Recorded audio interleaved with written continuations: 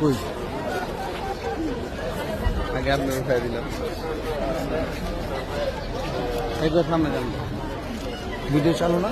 হ্যাঁ ওই পিছন দিকে তো আছে উপরে ওঠা বন্ধ এখন।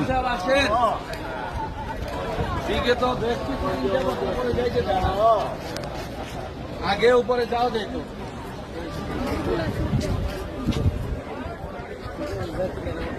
না এখন মানে পূর্বে উপরে যাওয়া যাইত আর আল্লাহ রাসূল সাল্লাল্লাহু আলাইহি সাল্লাম তখন এই পাহাড়ে উঠেন না যেখানে আল্লাহ রাসূল সাল্লাল্লাহু আলাইহি সাল্লাম উঠেন নাই সেখানে আমাদের জন্য জরুরত নাই।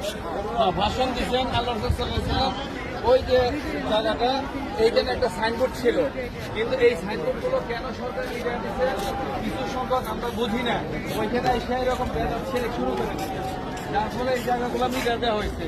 এই যে জায়গাটা ওই একটা গাড়ি দেখা যায় ওইখানে ছিল আপনার ইতিপূর্বে সাইনবোর্ড দেওয়া ছিল আল্লাহ সাল্লাহ সাল্লাম এইখানে একটা ছোট পাহাড় ছিল ছোট একটা জায়গা ছিল এইখানে দাঁড়ায় বিজয় ভাষণ দিচ্ছে হযরত যে বয়ান করলেন যে এই ভাষণ ছিল সর্বযুগের সর্বশ্রেষ্ঠ ভাষণ।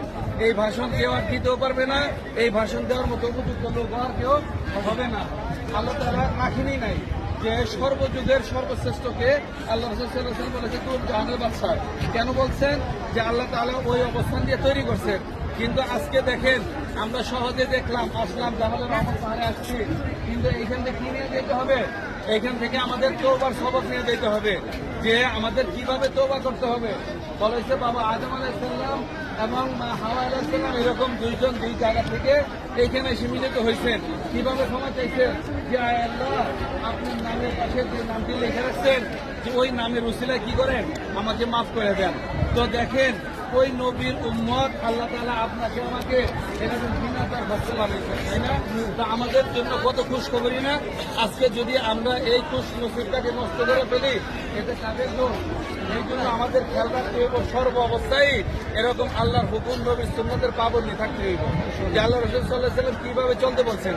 হযরত যে বয়ান করলেন যে এইখান থেকে আমরা হজ এই উমরা করতে আসছি এই উমরা যেন আমার জিন্দিগিতে কি করে থাকে এরকম ভাবে লাইগে থাকে আমার জিন্দিগিটাকে এই উমরা হজের সাথে লাগায় রাখবো যাতে আমি দেশে যাই এইভাবে এই নিয়মে চলতে পারি।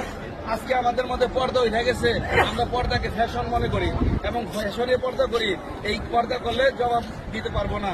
আজকে সুন্নত এত সুন্দর সুন্নত আল্লাহ তাআলা গালের মধ্যে দিয়ে দিচ্ছেন আল্লাহ তাআলা পুরুষদের সৌন্দর্য করছেন কি দিয়া দাড়ি দিয়া। এখন আমরা এই দাড়িকে মডেল আকারে ব্যবহার করি বলাইছে যার ফলে কোনো কি নাই শান্তি নাই। আল্লাহর বান্দা নামাজে দাঁড়াইলে কখনো কবিরা গুনাহ করে না ঘুমায় থাকলে কবিরা গুনাহ হয় না। যদি কোনো ব্যক্তি এরকম দাড়ি চাষলো সে জন্য তার জন্য সর্ব অবস্থায় কবিরা গুনাহ কবিরা লেখা হবে। তাহলে আমরা নিজেরাও চেষ্টা করব নিজের আহাল যারা আছে তাদেরকে চেষ্টা করবো যেন কখনো কেউ দাড়িতে কোর না লাগায়। তো এখানে বেশি সময় লেট করলে হযরত কি বলছি আমরা নামাজ পড়বো কোথায় খানায় কাবায় যা নামাজ পড়বো 1 রাকাত নামাজে 1 লক্ষ রাকাতের সওয়াব। আমরা যদি নামাজ হারায় ফেলাই আমাদের চোখের মধ্যে রাখি বলেন তাইলে আমরা দ্রুত দেখে দোয়া করে চলে যাই।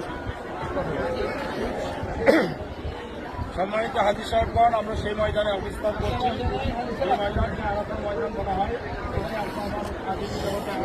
আদম আলাইহিস সালাম এবং হাওয়া আলাইহিস সালাম সমস্ত নবী রাসূল এখানে এসেছেন সমস্ত নবী রাসূল হজ করে একই কথা দুইজন তো পর কোনো মানে হয় না। আমরা পিতা মাতা আমার বাড়ি নানার বাড়ি আর দাদার বাড়ি